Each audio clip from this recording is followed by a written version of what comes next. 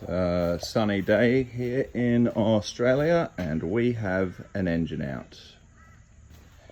Figured out why my gearbox was leaking oil. This little thing here, don't know whether it's replaceable, but that's cracked. So me and Oliver got the engine out yesterday.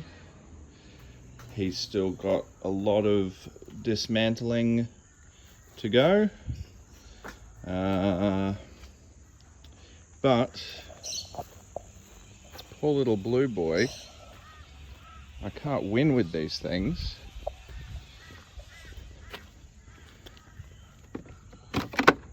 Delivery driver ran into the corner of my car. So dented the bonnet a bit there, smashed this light and broken this thing. I think this is an aftermarket thing anyway. It's only that bit there that's cracked, but still. So don't know if I'll keep this 97 front end or if I'll upgrade it to the facelift bumper and facelift grille. 98 had the facelift bumper but kept that same grille. 99 2000 the 3D grille and the different bumper. Not quite sure what I'm going to do yet, but I'm glad that it's got the newer headlights, and these are actually the crystal ones.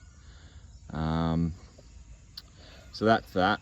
I've bought a WRX link 3.4 for it, so a link ECU. That'll help me figure out why it's got no spark.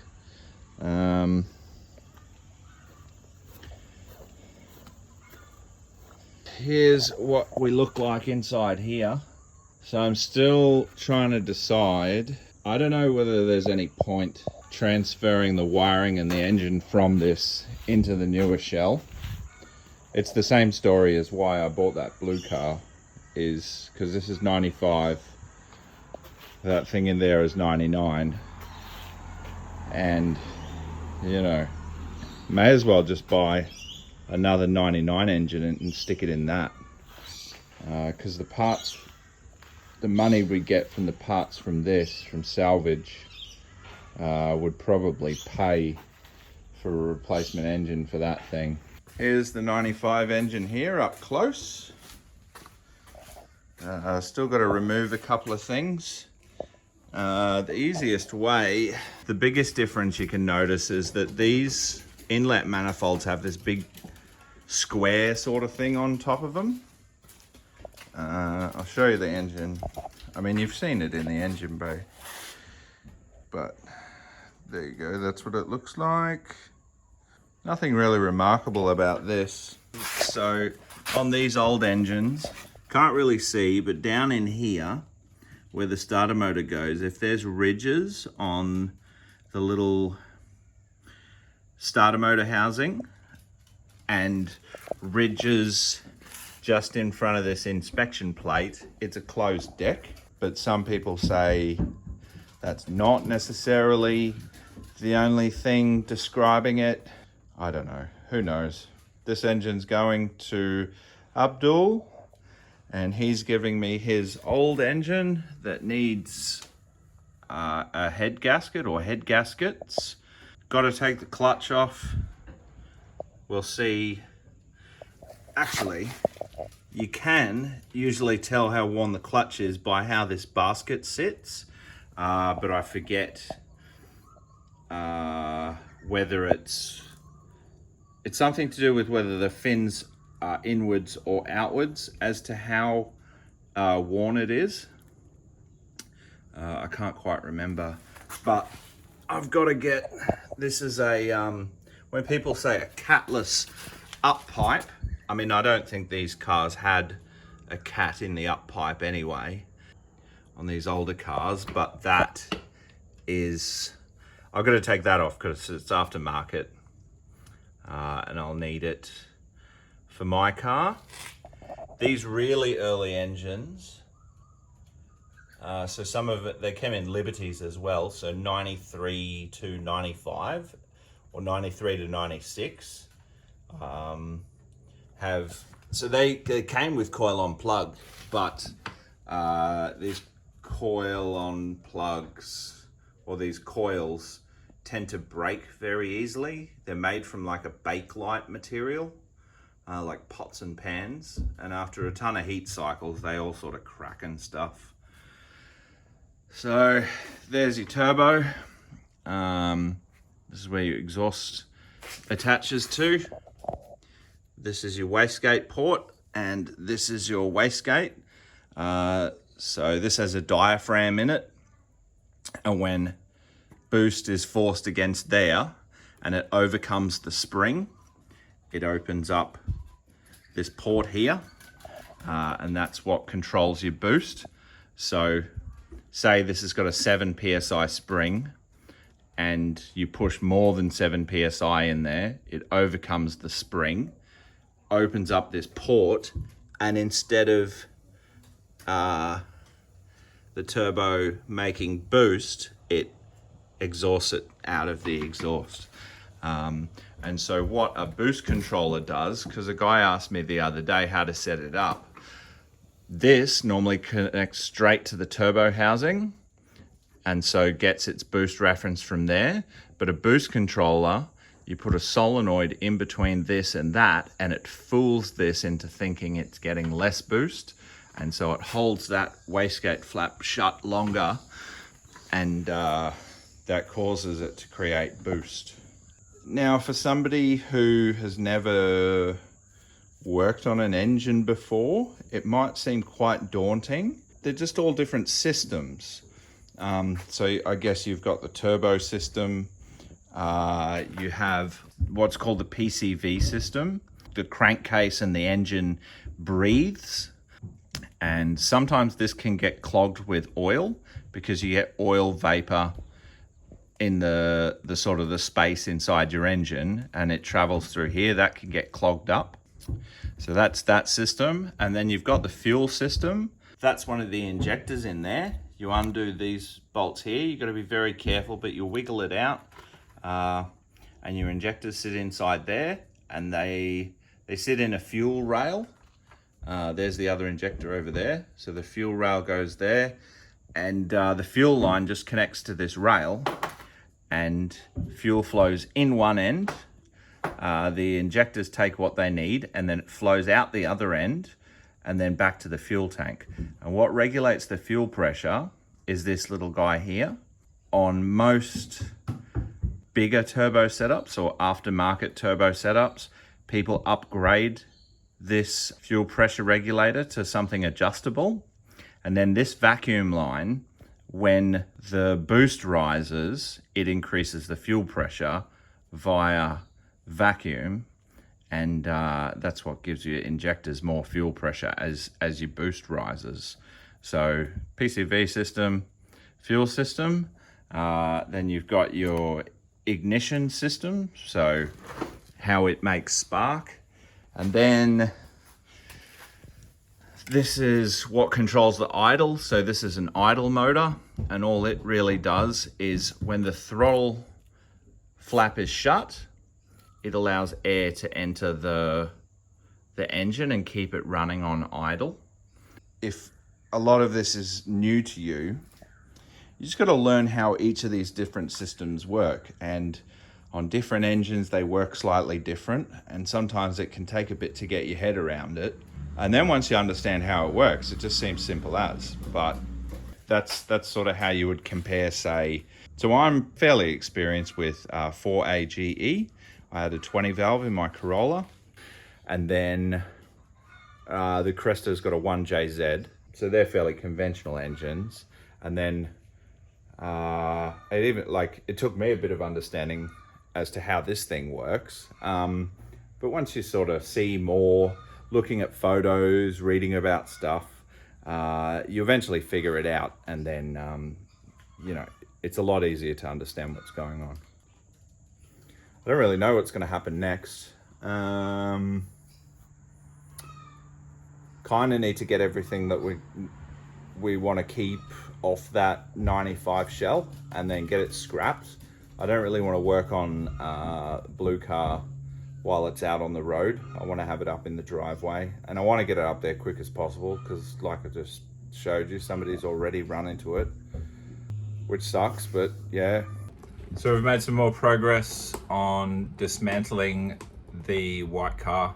The engine's out. Abdul is coming to pick it up, I think on Friday, and he'll bring his engine with blown head gaskets. So fingers crossed, all that engine will need is the head gaskets replaced, and then that'll be a running early EJ20G. But what I'm wondering is, if it's got a good bottom end, I wonder if it's possible to put the heads from the white car under the house, so I think they're EJ205 heads, onto the early 20G bottom end. Don't know. I can't really find any sort of definitive info online, and everybody on Facebook who I've asked can't really give me a straight answer either. Yeah, don't know. If you've done it, let me know, because I want to be able to easily, from the spare parts that I've got, like I've got an entire car with a blown bottom end, so a car for my stepson, as easily as possible from my spare parts. I suppose I could buy a used EJ205 engine. Maybe that might happen, but I'd have to sell off a few bits and pieces to get the money for that. Something exciting arrived in the mail for the blue car. It's this. So, if you don't know what this is, it is a Link ECU.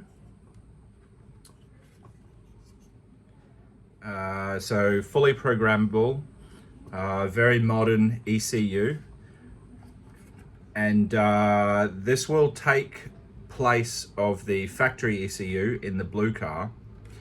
And the reason I bought this was it will make it very, very easy to diagnose what's going on, why it won't have any spark. So this is the ECU that the Cresta uses, albeit the Cresta has a custom-made loom, which cost me about $1,600. That included wiring up a digital dash though, which was $400, so $1,200. Whereas this doesn't need a $1,200 loom. The factory WRX wiring plugs straight into here. This is specifically for, so it's 3.4, so version 3, version 4, which is 97.98, from what I understand. It's a little board like this because it goes into the factory WRX housing.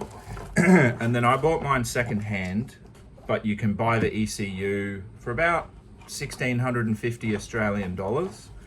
Now, just bear in mind that there are some additional bits and pieces that you need.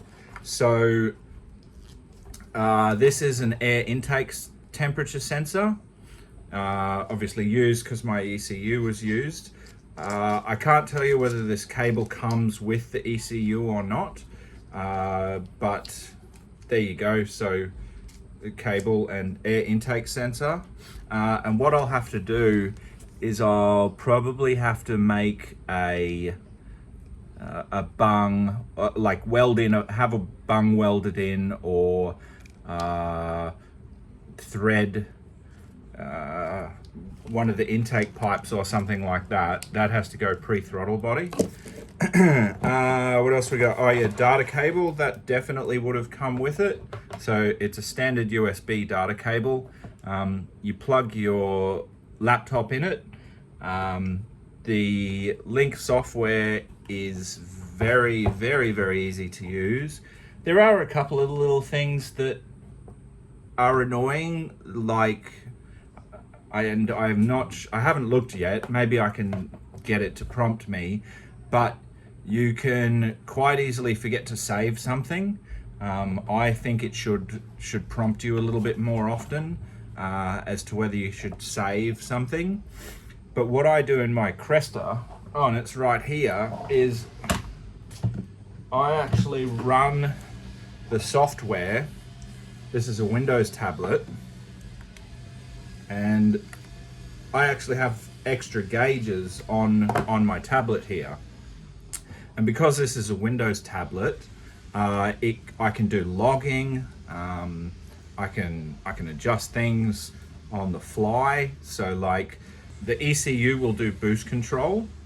You need a separate solenoid, which the Cresta has. I haven't got that for this yet, but you need a separate solenoid, and you wire it in, set it up in the in the ECU, and then you have a table. So you can do boost pressure versus which gear you're in, or you can do boost pressure versus your RPM, which is how I have it set in the Cresta. And so you can, like a standalone, you know, an Apexy or a Greddy boost controller, you can adjust it to make the boost come on early. So you hold the wastegate closed until you reach the boost pressure that you want, and then you open it up, and you use duty cycle to maintain that boost.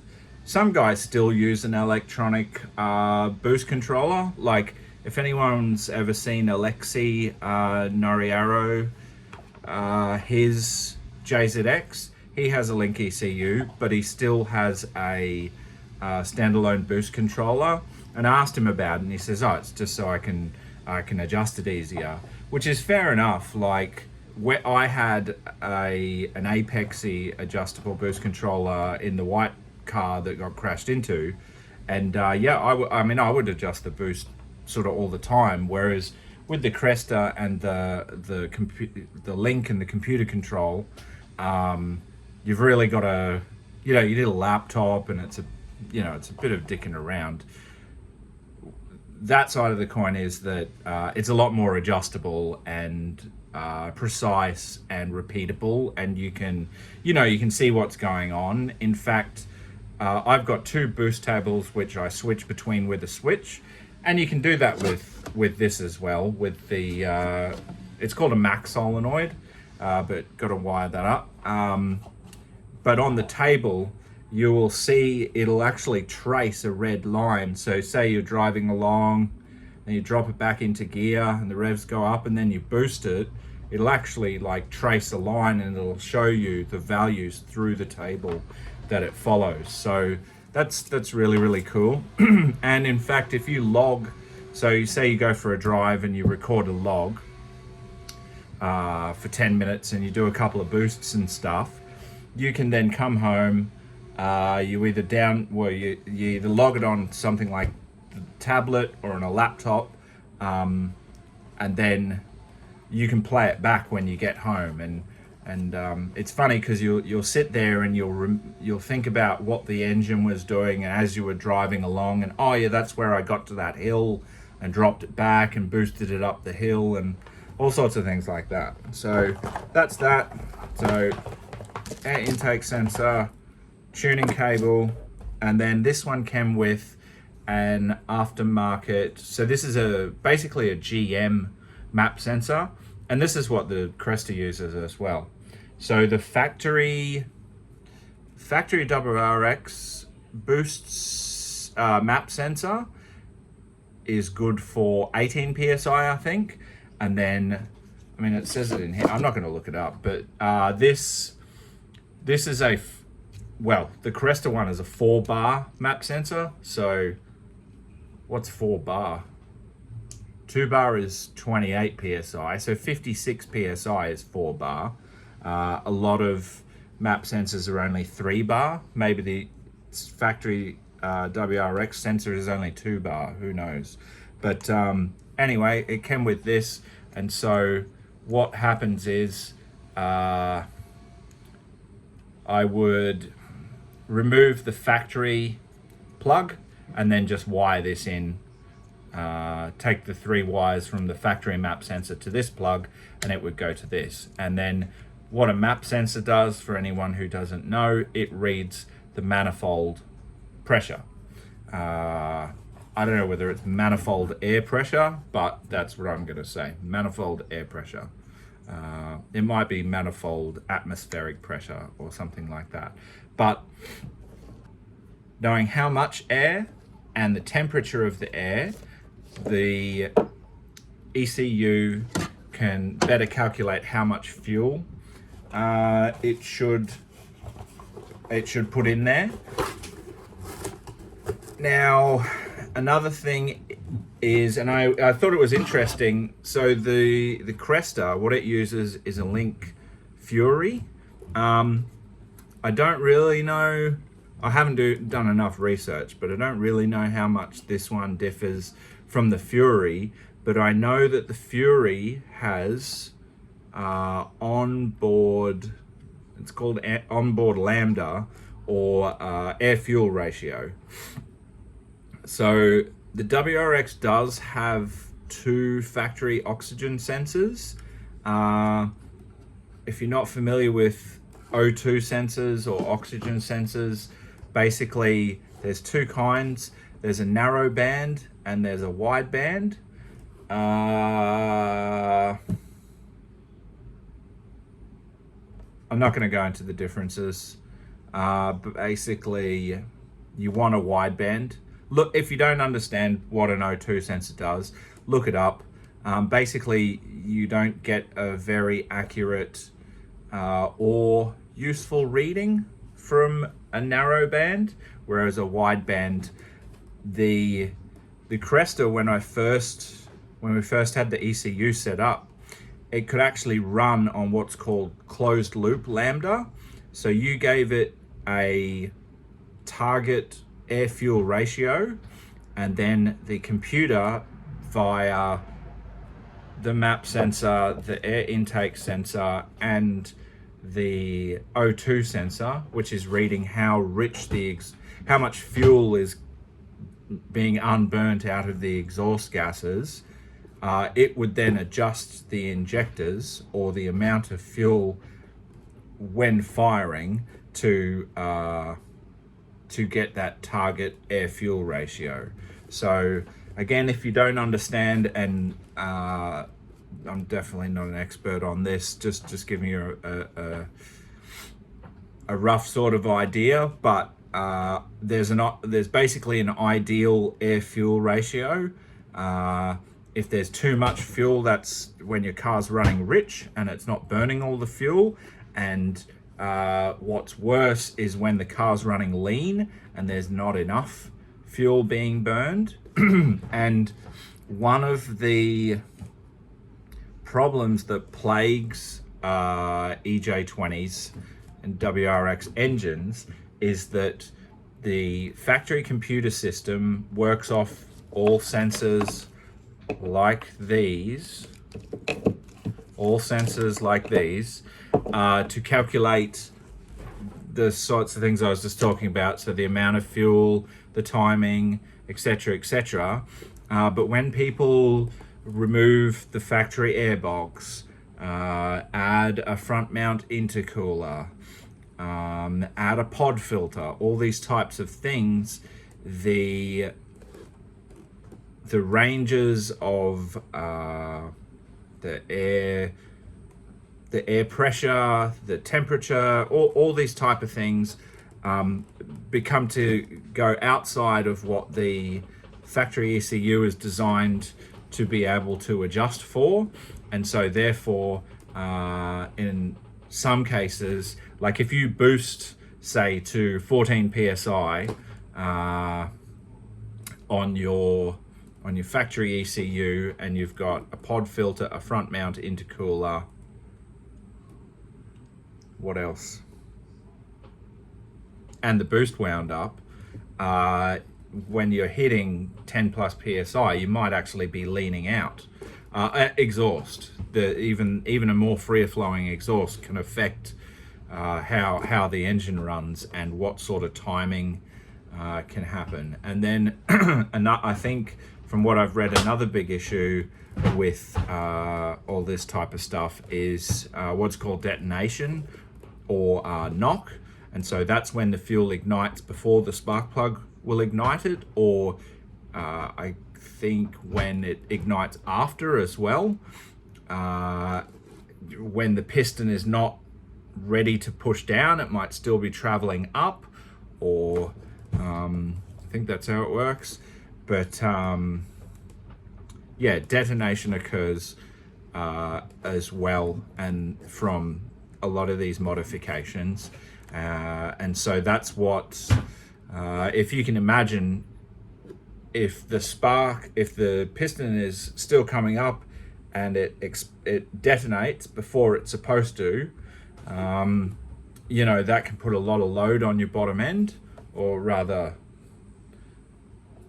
boxer engine, normal piston engine. Anyway, put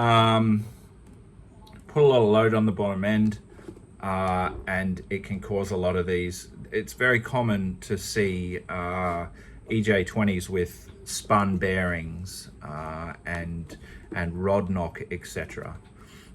So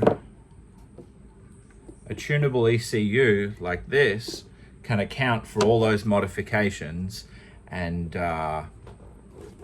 yeah, is also, because it's a lot more modern, so in comparison to say a Power FC, there's a lot more engine protections with this. So you can tell it to cut timing if the oil pressure drops below X, or if the air temperature, the intake air temperature read by this thing is above a certain temperature.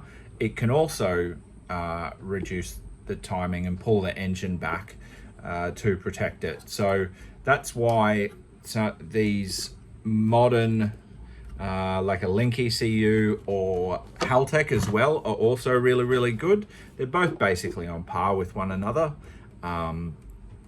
That's why those types of things, and also in the US, like ECU Masters, they're all, like, these days, a lot of modern ECUs are all very comparable, whereas compared to something like a Power FC, they just don't have the type of protections. And also, this thing, you can log in with your computer and you can see everything that's going on.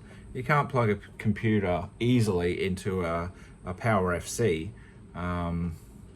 You know, you got your little hand controller, and the hand controller still does give you a lot of information, but nowhere near as good as something like a Link or a Haltech, or, you know, one of these more modern ECUs. So yeah, pretty stoked about that. It's like fucking Christmas.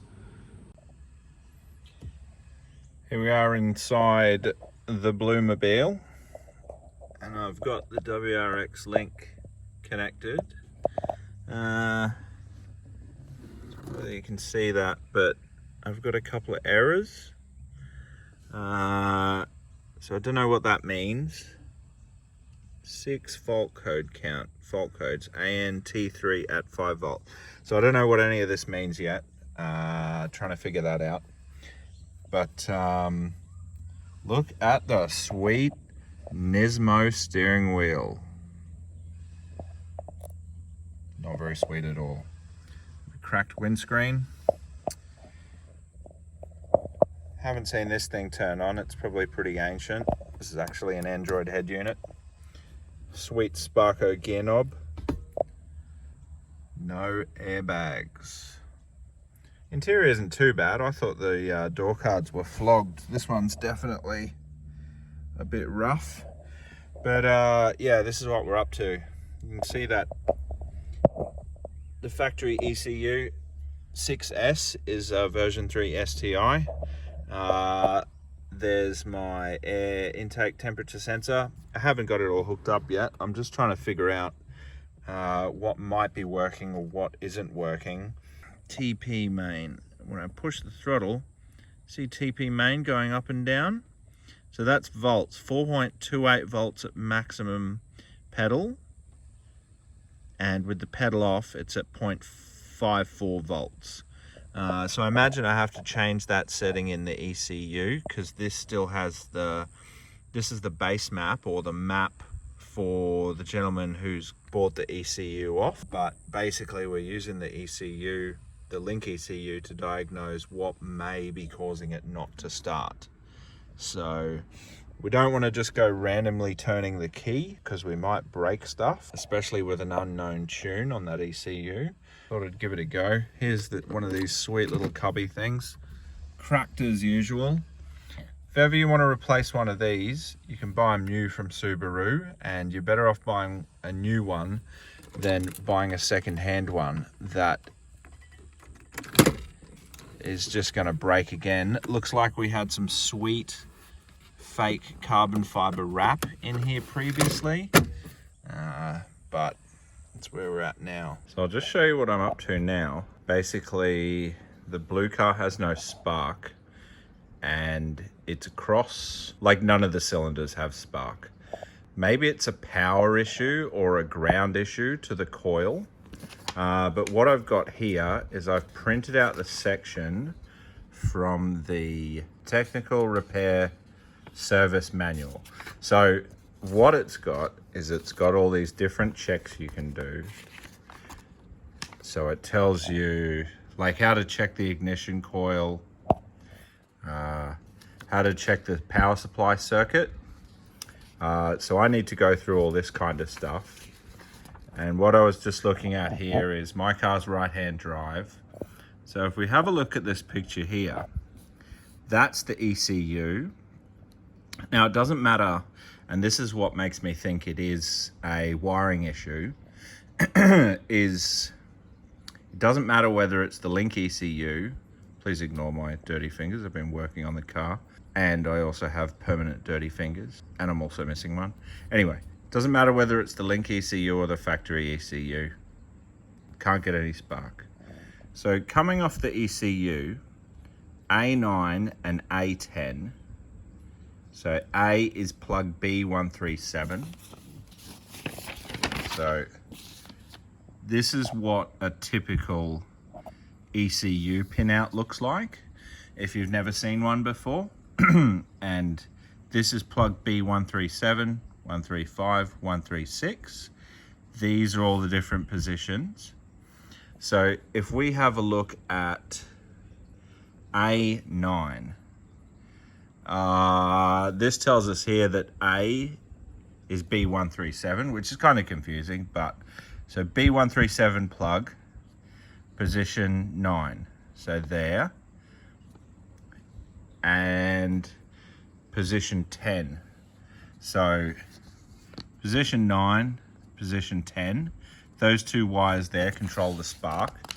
And if we turn over in this book here, we have a look here, ignition control, plug B137, connection 9 and connection 10. So connection 10 is bank 1 and 2, or cylinder 1 and 2. So position 10, that pin on that ECU goes through all this and goes to bank 1 and 2 on the igniter, that's the igniter there, and the other one goes to the other side. So I've basically just got to go through this booklet and figure out what's going on. But what I might do is I bought some later model GD coils, which have, hang on, I'll show you.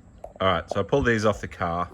I'm still learning how the ignition system works, but basically this is the coil. This is the igniter. So that's the igniter. This is the coil that provides the spark. I still don't entirely know how this works, but I think the power goes to this, and then it sends it out to this, and this goes down the lead to make the spark. So what I've bought is some GD coils, which have one of these on each. It's called a coil on plug. It's what I used on my JZX. I actually used ones from an R35 Skyline GTR. But what they have is they have an individual coil that goes onto the spark plug, and on each spark plug they have an igniter. It gives you a far better spark, and upgrading your ignition system, having a really, really powerful, strong ignition system is one of the one of the best mods you can do, and in fact, doing the GD coil upgrade is basically just some wiring and the coils. I think they're normally about $120 a set. I picked up a set for $40 because I waited till I found a bargain. But so instead of using these two and having a whole bunch of complicated wires, what I can probably do is go straight from the ECU. We'll come off the ECU and then go to two of the coils, so 1 and 2, and then the other one would come off and go to the other two coils, bypassing this and bypassing this. If the ECU is sending out the right signal and there's something wrong with the wiring here between the ECU and the igniter, or there's something wrong with the wiring between the igniter and the ignition coil, that'll rule any of that out, because I'll actually create my own wiring from the ECU directly to my coil. That's what I'm doing right now. I went over the car today and just did up a whole bunch of stuff. I don't even know if they had that. There's a top mount intercooler. I don't even know if they had that connected, because it doesn't fit on there with the blow-off valve setup they've got. So just made a block-off plate out of a piece of aluminium and cut up a bike inner tube as a seal, and sealed off the intercooler. So I don't know whether you get dose with a little top mount intercooler like that. I'm not sure. If you do, that'd be awesome. The benefits of the turbo response of the top mount intercooler with the good old dose sound, that'd be pretty cool. But yeah, just bolted up a whole heap of things. I tested the crankshaft sensor, the camshaft sensor, and the coolant temperature sensor. It does look like it's leaking water somewhere. I'm hoping the engine doesn't have a blown head gasket. It could possibly have had one, but I mean, it's not a massive deal if it has. It just means we've got to pull the engine out and replace the head gasket, or gaskets. But we've got to get it running first. I mean, I suppose I could compression test it right now, but I think I'd just rather try and sort out why the ignition isn't working. Another reason why it might not be working is the car could have had an immobilizer, but it's very tricky to try and work out what the history of this car has been. I managed to track down the guy who used to own it in 2015, and I believe he put the version 3 STi engine in there. And so I think if he did that, then obviously it's been running on that STi version 3 engine, and then one of the other previous owners has blown it up, or blown up the bottom end, and then had the EJ207 short block fitted. So yeah, hopefully we'll have some more news soon. See you later, buddy.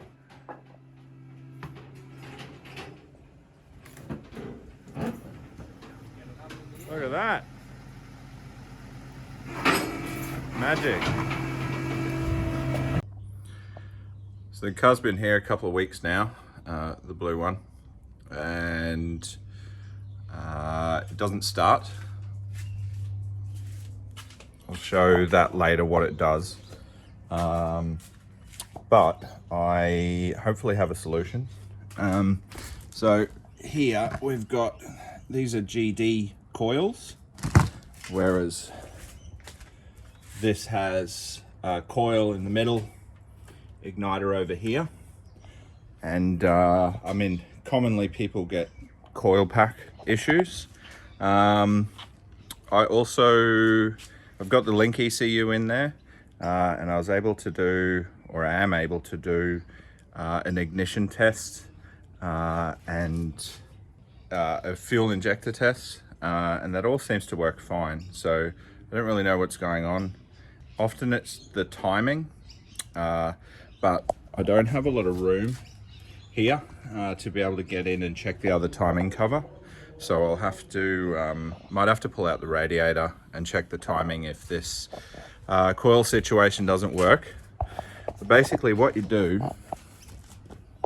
is, so you've got your GD coil, and this has an igniter and basically like the coil pack on top. So they call this coil on plug, and they're really, really powerful. That's what I used on the 1JZ in the Cresta. But in order to be able to do it, we need to make a loom. So here's some of my dodgy wiring here. These three guys will connect to, I'll show you where it connects to, and then you wire up a plug. That grounds onto the bolt on the coil. That grounds on the bolt when you bolt it in. That obviously plugs in, and then you've got a power and you've got a signal, and they run in pairs. So 2 will be off one channel and 2 will be off another. So this little 3 pins will plug in here. So this is the wiring to the coil, and in the middle it's 12 volts. One side is one bank and one side is the other bank. So and then the other thing we need to do is the igniter. So the way the igniter works is it's got a ground in the middle, and then it's got 2 channels coming from the ECU and 2 channels going to the coil. So what we need to do is we need to bridge the wire from channel from the ECU to the channel on the coil, and channel on the ECU, channel on the coil, just here. So we need to go from here to here and here to here.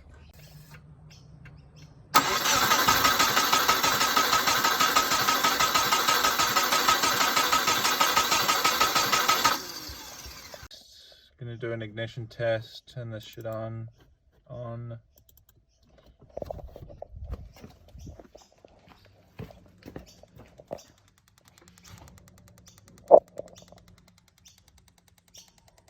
So it appears the sound's coming from the coil pack and not down in the spark plugs. And it's the same for both channels.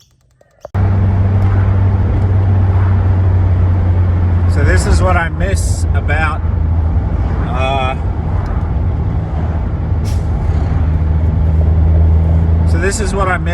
building the other car. I've got some spare time today, and I was trying to figure out that fuel thing, and I got some spare money, so I'm driving out to Brendale to buy some fittings. And it's this type of thing that I miss about building the other car. You know, hopefully they'll have the right fittings in stock, and I can just go back and I can sort of fix that fuel leak that I had. Actually, I'm not sure whether I included the footage, so I've removed the factory pressure regulator from the fuel line, and I happen to have an adapter to adapt an aftermarket fuel pressure regulator, but the fittings I've got seem to leak, so I'm heading out to the motorsport shop to see if I can find the right fittings to complete the job. The ironic thing is that I used to do this in the WRX for fittings for the Cresta, and now I'm driving the Cresta out there to get fittings for the WRX. So anyway, we're almost there. So I better turn this thing off. It's another day, and right now we are pumping the fuel. I'll just change the polarity of the fuel pump, and we're pumping the fuel into the Jeep. Jeep will burn that off. Even if it's bad fuel, it'll be mixed with some good fuel, and we'll put some fresh fuel in the blue car. That'll eliminate it being bad fuel. I highly doubt that's what it is, but you never know. When we had the white car, if you put E10, which is 10% ethanol fuel, in the car and not 98, it wouldn't run. And actually, this is a Japanese engine, which is designed to run off 100 octane fuel. So that could be a thing. I also hooked up this aftermarket fuel pressure regulator. Don't know how well it works, but that tells me if I've got fuel pressure. Not really sure how accurate it is. I think it's in bar, so at cranking it's 1.5 bar, which would be around, I guess, 20 psi. I'm not quite sure, but I will need to replace that anyway, so I might get a proper fuel pressure regulator. Haven't been able to get it started. What I've done is new coil pack, new plugs, the link ECU, checked the timing, so I pulled all the front off, double checked the timing. With the link ECU you can do an injector test and an ignition test. That all works. You can scope the crank angle sensor and the cam sensor. That is all working.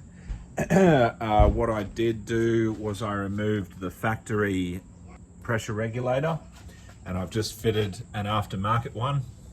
Here's a little Tomei. That's a genuine Tomei one. You can get them on eBay, but they're fake. They come with a gauge. That's how you tell whether it's a fake one. A real one doesn't come with a gauge. There we go. Put some new wheels on it. In optimism that it's going to run. So yeah, it's Saturday today, and Tuesday it goes to Sam at Whitey's Wiring. He's going to give it see if he can get it to run. I was a bit concerned about the compression, so I bought a compression tester and I tested it. We got 125, 120, and then on the other side we got, so 2 and 4, we got 100 psi and then 65 psi. And I freaked out, and I cancelled the tow truck, and I told Sam that I was going to cancel the appointment. But after talking to Sam, he said no, it's probably just because it's been sitting. And then I contacted the guy I bought the engine from, and he sent me a sheet from a mechanic showing the compression readings that they did. So that was probably, I should check the date on it. It was probably like a year ago. So this car's probably been sitting for like a year. And what Sam explained is that there could be like rust on the bore from the engine sitting. And so, you know, if we do get it running, you know, the rust will wear away, and you know, you'll have good sealing compression, and yeah, Bob's your uncle. So fingers crossed he can get it to run.